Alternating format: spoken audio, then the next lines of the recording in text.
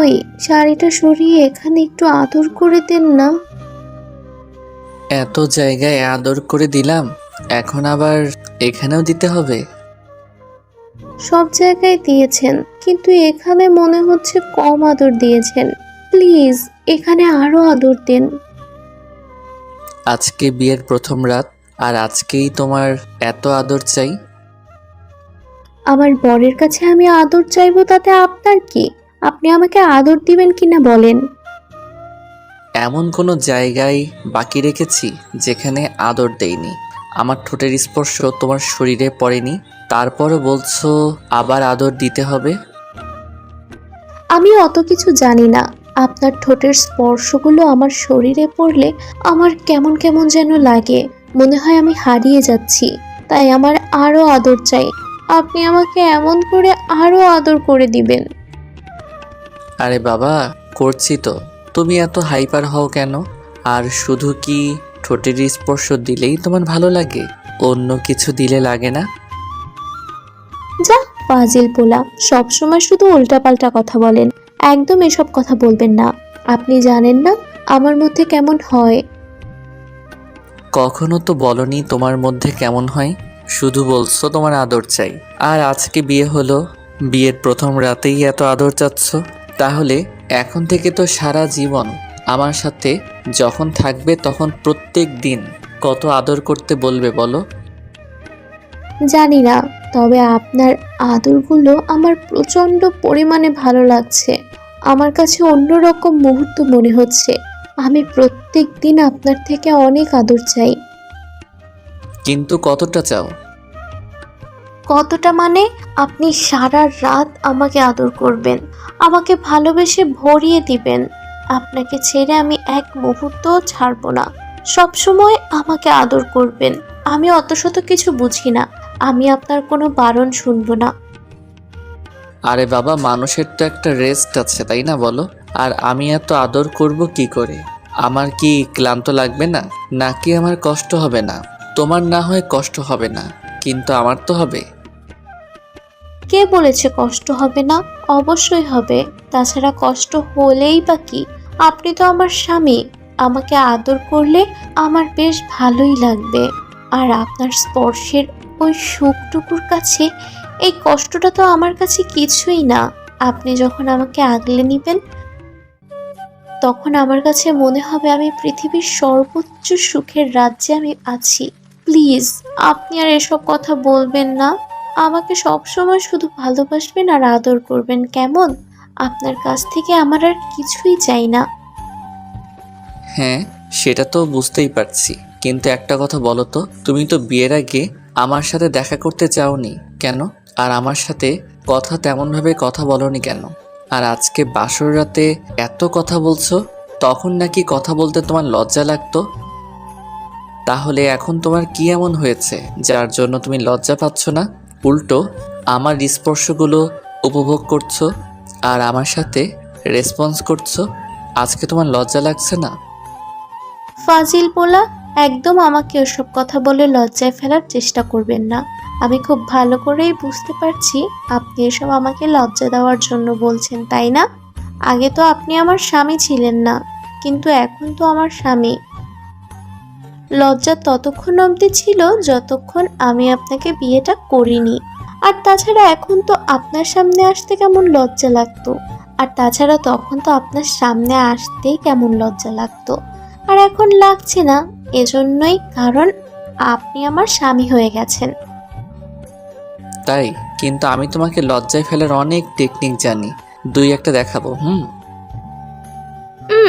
একদম দুষ্টুমি করবেন না। যেটা করতে বলেছি সেটাই করেন। আমাকে আদর দেন। আমার আদর চাই, প্রচন্ড পরিমাণে আদর চাই। তুমি এত আদর পাগল সেটা আগে জানতাম না তো। কিন্তু বিয়ের আগে তো একটাবারও আমাকে বলনি যে তোমার এত আদর চাই। বিয়ের আগে তো আমার সাথে তেমনভাবে কথাই বলতে না। ফোনে যেটুকু কথা হতো তাছাড়া কখনো আমার সামনেও আসতে না। তখন তো একটাবারও বলনি বিয়ের পর তোমার এতটা আদর চাই। কেন? বললে কি করতেন? বললে কি আমাকে আগেই আদর করতে শুরু করতেন? না না, তেমনটা নয়। বললে আগে থেকে আদর করার প্র্যাকটিস করতাম। প্র্যাকটিস করতে হবে কেন? কেন মানে যেন বেশিক্ষণ ধরে আদর করতে পারি তাই। যা, লুচু বললা, কিসব উল্টাপাল্টা কথা বলেন, হ্যাঁ? লুচুর কি হলো? আর তুমি তো অনেকক্ষণ আদর চাও, আবার বলতেছো বিয়ের পর তোমার সারা রাত আদর লাগবে। তাহলে কি এর জন্য একটা প্রিপারেশন নিতে হতো না? তাছাড়া তুমি যেভাবে আদর করতে বলছো সেভাবে আদর করতে গেলে তো অনেক স্ট্রং হতে হবে। আমি অত কিছু জানি না। আপনি আমাকে আদর করবেন কিনা বলেন, না হলে কিন্তু আমি এখন আপনার উপর প্রচন্ড রাগ করব। ওকে বাবা, করতেছি। এত রাগ করো কেন? আচ্ছা একটা কথা বলো তো, তুমি তো আমাকে ভালোবাসতে না, আমাদের বিয়েটা তো অ্যারেঞ্জ ম্যারেজ হচ্ছে, তাহলে তুমি হুটহাট করে এতটা বেশি রোমান্টিক হলে কি করে? আর আমাকে কয়েকদিনের মধ্যেই স্বামী হিসেবে মেনে নিলে, আর আজকে আমার কাছে এত আদর চাইছো, কি ব্যাপার বলো তো? শোনেন, প্রত্যেক মেয়েরই একটা স্বপ্ন থাকে তার স্বামীকে নিয়ে, তেমনি আমারও ছিল। আর যেদিন থেকে শুনেছি না আপনার সাথে আমার বিয়ে হবে, সেদিন থেকেই আমি আপনাকে নিয়ে ভাবতে শুরু করেছি। আর ভাবতে ভাবতে আপনাকে প্রচন্ড পরিমাণে ভালোবেসে ফেলেছি। তুমি তো একটাবারও আমাকে সেটা বলনি। বলিনি কারণ লজ্জা পেতাম। তাছাড়া বললে যদি আপনি আমার কাছে অন্য কিছু চাইতেন তখন? অন্য কিছু চাইতাম মানে? কিসের কথা বলছো তুমি?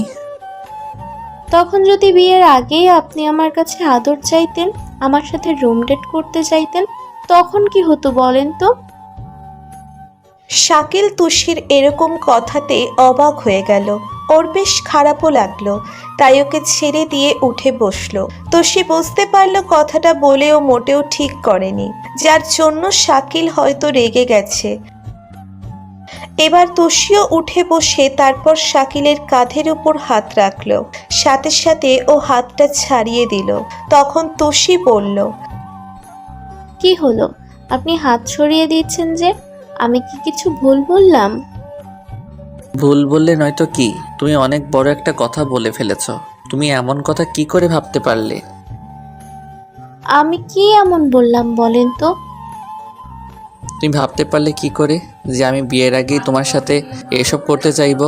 তাহলে একটাবার তোমার চিন্তাতে আসলো না, যেখানে বিয়ের আগে আমি তোমার হাতটা পর্যন্ত ধরিনি, যতবার দেখা হয়েছে তোমার থেকে দূরত্ব বজায় রেখেছি, একটাবারও তোমাকে ফোনের মাঝে উল্টাপাল্টা কথা বলিনি, সেখানে তোমার সাথে এসব করতে চাইবো? তুমি এমনটা বাজে ভাবতে পারলে আমাকে নিয়ে? দেখেন, আমি কথাগুলো এমন করে বলতে চাইনি। বলতে চাওনি কিন্তু বলে ফেলেছো তাই না? তুমি আমাকে কী ধরনের ছেলে ভাবো সেটা আমার জানা হয়ে গেল। ছি, আমার ভাবতে অবাক লাগছে, আমার বউ কিনা আমার সম্পর্কে এমন ধারণা করে। প্লিজ, আপনি রাগ করবেন না। আমি তো বললাম কথাটা এমন করে বলতে চাইনি, কিন্তু বলে ফেলেছি। তাছাড়া এখন তো এমনই হচ্ছে, তাই না বলেন? গার্লফ্রেন্ড বয়ফ্রেন্ডের মাঝে কী সব সম্পর্ক হয় সেটা তো আপনি জানেন। এজন্য আমি কখনো সম্পর্কে জড়াইনি। ভেবেছিলাম বাসা থেকে যার সাথে বিয়ে দেবে তাকে বিয়ে করে নেব। হ্যাঁ, তাকে বিয়ে করে নিবে আর এসব উল্টাপাল্টা কথা বলবে, তাকে কষ্ট দিবে তাই না? প্লিজ, আপনি কষ্ট পাবেন না। আমি আপনাকে কষ্ট দেওয়ার জন্য এরকম কিছু বলিনি। তাহলে আপনি কেন শুধু শুধু কষ্ট পাচ্ছেন? বাসরাতে বউয়ের মুখে এরকম কোনো কথা শুনলে যে কোনো পুরুষই কষ্ট পাবে, আর তুমি কিনা শেষ পর্যন্ত আমাকে একটা প্লেবয়ের সাথে তুলনা করলে। ছি, আমার ভাবতে অবাক লাগছে, শেষ পর্যন্ত বউয়ের কাছে কিনা এরকম একটা কথা শুনতে হলো। প্লিজ, আপনি রাগ করিয়েন না আমার কথাটা শুনেন। আমি না এভাবে কথাগুলো বলতে চাইনি। আপনি তো জানেন এখন তো এমনই হচ্ছে, তাই না? তাই ভেবেছিলাম আপনিও। আমি আর 10টা বাজে ছেলেদের মতো ওরকম এসব করে বেড়াই? আমার যদি সেটা ইন্টেনশন থাকতো তাহলে তোমার থেকে আরও হাজারো সুন্দরী মেয়ের সাথে আমি রিলেশন রাখতে পারতাম, তাদের সাথে রুম ডেটে যেতে পারতাম, কিন্তু কেন করিনি জানো? কারণ বিয়ের এসব করলে হয়তো এমন একটা ধর্ষিতা মেয়েই আমার কপালে জুটতো, সেটা আমি ভালোভাবেই জানি। তাই আর দ্বিতীয়বার কোনো সম্পর্কে জড়াইনি। তাছাড়া কাউকে কষ্ট দেওয়া, কারো সম্মান নিয়ে খেলাটা মানুষের কাজ নয়, তাই আমি সেটা করতাম না। তোমাদের চিন্তা ভাবনা দেখে আমি অবাক হয়ে যাচ্ছি। সব পুরুষকে কি তোমাদের কাছে এক মনে হয়? যেখানে তোমরা প্রায়ই বলো সব মেয়ে এক না, তাহলে সব পুরুষ কি এক হয় বলো? প্লিজ আপনি কষ্ট পাবেন না। দেখেন, আমি তো কথাগুলো এভাবে বলতে চাইনি, তারপরও জানতাম নাকি যে আপনি রাগ করবেন, কষ্ট পাবেন। দেখেন, আমি আর কখনো এসব কথা বলবো না। প্লিজ একটু কথা বলেন আমার সাথে। দেখেন, আমি ভুল করে ফেলেছি। আপনি তো জানেন আমার বয়সটা তত বেশি নয়, তাই কখন কি বলে ফেলি সেটা নিজেও জানি না। আব্বু আম্মু তো আপনাকে বলে দিয়েছিল, তাহলে এখন আপনি সেটা কেন বুঝতে চাইছেন না? আরে তুমি কান্না করতেছো কেন? এখানে আমি কিন্তু কান্না করার মতো কিছু বলিনি। প্লিজ কান্নাকাটি করো না। তাহলে আপনি আমার উপর রাগ করে আছেন কেন? আপনি জানেন না আমি কতটা ইমোশনাল। আমি আপনি আপনার অবহেলা নিতে পারি না, আর যে কারোটা একটু নিতে পারলেও আপনারটা সামান্যও নিতে পারবো না, কারণ আমি আপনাকে প্রচণ্ড পরিমাণে ভালোবাসি। শোনো, আমি যে কোনো সম্পর্ককেই শ্রদ্ধা করি, তাই কোনো সম্পর্ককে ছোট করে দেখিনি। আর কান্না করতে হবে না। আমি অনেক কিছুই জানি যেগুলো বলি না, কিন্তু তারপরও সবটা মেনে নেওয়ার চেষ্টা করি। কি জানেন আপনি? আমি কি খারাপ নাকি বাজে মেয়ে বলে আমি তো তেমন কিছু করিনি যার জন্য আপনার কাছে খারাপ হয়ে যাব। আমি সে কথা বলিনি। আর তাছাড়া বাজে মেয়ে হলে আমি তোমাকে কখনো বিয়ে করতাম না। আমি তোমার সম্পর্কে খোঁজখবর নিয়েই তবে বিয়ে করেছি। শাকিলের কথাতে তুষি মাথা নিচু করে রইল। তখন শাকিল ওর মুখের দিকে তাকিয়ে একটু হাসার চেষ্টা করে বলল, তুমি কি ভাবো আমি কিছুই জানি না? আমি সবটাই জানি। তুমি যে তন্নির ছোট বোন, সেটা আমার খুব ভালো করেই জানা আছে। তোমার ফ্যামিলি সম্পর্কে আমি জানতাম না বলে এটাও জানবো না যে তোমার বোনকে কিংবা তুমি কোন পরিবারের মেয়ে। তোমার আপুর সাথে আমার 6 মাসের সম্পর্ক ছিল। তুমি আমার এক্স গার্লফ্রেন্ডের ছোট বোন, সেটা আমার খুব ভালো করে জানা আছে। তারপর আমি সবটা জেনে শুনে তোমাকে বিয়ে করেছি। কারণ কেন জানো? ভেবেছিলাম তোমার আপু এমন একটা কাজ করলেও তুমি তার মতো হবে না, একটু অন্যরকম হবে। তার উপর খোঁজখবর নিয়েই বিয়েটা করেছি। আর সবচেয়ে বড় কথা কি জানো? তোকে দূর থেকে দেখে বিচার করতে নেই। তোমার আপুকেও করিনি, কিন্তু রিলেশনে জড়ানোর পর বুঝতে পেরেছি তোমার আপু কোন ধরনের মেয়ে। তারপর যখন সে আমার সাথে ব্রেকআপ করে দিল, তখন খারাপ লাগলেও ভেবেছিলাম যে আমার কপালে নেই, সে আমার থেকে দূরে সরে গেছে। তারপর যখন তোমার পরিবার থেকে তোমার সাথে আমার বিয়ের প্রস্তাবটা আসলো, তখন আমি জানতে পারি তুমি তন্নির বোন। তাই ভেবেছিলাম তোমার আপুকে একটু শিক্ষা দিব, এজন্য তোমাকে বিয়েটা করে নেই। আর তারপরেই আমাদের বিয়েটা ঠিক হলো, আর আজকে আমাদের বিয়েটা হয়ে গেল। আপনাকে আমার অনেক আগে থেকেই ভালো লাগতো। আমি যখন থেকে আপুর ফোনে আপনার ছবিটা দেখেছি, সেদিন থেকেই আপনাকে আমার অনেক বেশি ভালো লাগতো। কিন্তু জানতাম না যে আপুর সাথে আপনার রিলেশন আছে। আপু বলেছিল আপনার সাথে নাকি তার ফ্রেন্ডশিপ। তারপর 6টা মাস আগে আপু একটা ছেলের হাত ধরে বিয়ে করে পালিয়ে গেছে, আর আপনার সাথে ব্রেকআপ করে দিয়েছে। আমি ভেবেছিলাম আমি এরকম কিছু করব না, যেহেতু আপনাকে পছন্দ করি। ভালোবাসি কিনা জানতাম না। তারপরও আব্বু আম্মুকে বিষয়টা বলি, ওরা প্রথমে মানছিল না। তখন আমার একটা ফ্রেন্ডকে দিয়ে ওদের রাজি করালাম। ওরা আপনার বাসায় কথা বলল, তারপরে আমাদের বিয়েটা হলো। কিন্তু আপনি তো একটাবার আমাকে বলেননি যে আপনি আমার আপুর বয়ফ্রেন্ড। দেখো, যেটা পাস্ট সেটা চলে গেছে, ওসব নিয়ে আমি ভাবতে চাই না। আমি তো আপনার ভবিষ্যৎ, তাহলে আমাকে নিয়ে ভাবেন। প্লিজ আমার উপর রাগ করে থাকবেন না। এক্স গার্লফ্রেন্ডের বোন বলে আমাকে এভাবে কষ্ট দিবেন না, প্লিজ। না পাগলি, তোমাকে কখনো কষ্ট দিব না। তোমার আপুকে ভালোবাসতাম কিনা জানি না, কিন্তু এই পিচ্চিটাকে প্রচণ্ড পরিমাণে ভালোবাসি। তোষি বুঝতে পারল শাকিলের রাগটা কিছুটা কমেছে, তাই তো ও শাকিলের কাছে এসেই বুকে মাথা রাখলো। তখন শাকিলও ওকে জড়িয়ে ধরে মাথায় হাত বোলাতে লাগলো। তারপর একটা সময় তুষি ওকে ছাড়িয়ে নিয়ে ওদের চার ঠোঁট এক করে দিল। শাকিল তুষির সাথে কিস করতে করতে ওকে নিয়ে বিছানায় শুইয়ে দিল। তখন তুষি ওর শার্টটা খুলে দিলে শাকিল ওর শরীর থেকে কাপড়গুলো খুলে দিতে থাকে আর শরীরের সব জায়গায় চুমু দিতে লাগলো। শাকিলের এমন স্পর্শ পেয়ে তুষি আবারও মাতাল হয়ে যায় আর শক্ত করে বারবার ওকে আঁকড়ে ধরতে শুরু করে। শাকিলের মনে পড়ল তখন তুষি ওর নাভির উপর আদর দিতে বলেছিল, তাই শাকিল ওর পেটের উপর থেকে শাড়িটা সরিয়ে তারপর নাভির দিকে কিছুক্ষণ তাকিয়ে রইল। তখন তুষি ওখানে আদর নেওয়ার জন্য শাকিলের চুলগুলো ধরতেই ও একটা মুচকি হাসি দিয়ে তুষির নাভিতে বেশ কয়েকটা কিস করে দেয়। সাথে সাথে তুষি শক্ত করে শাকিলের মাথাটা ওর পেটের সাথে চেপে ধরে।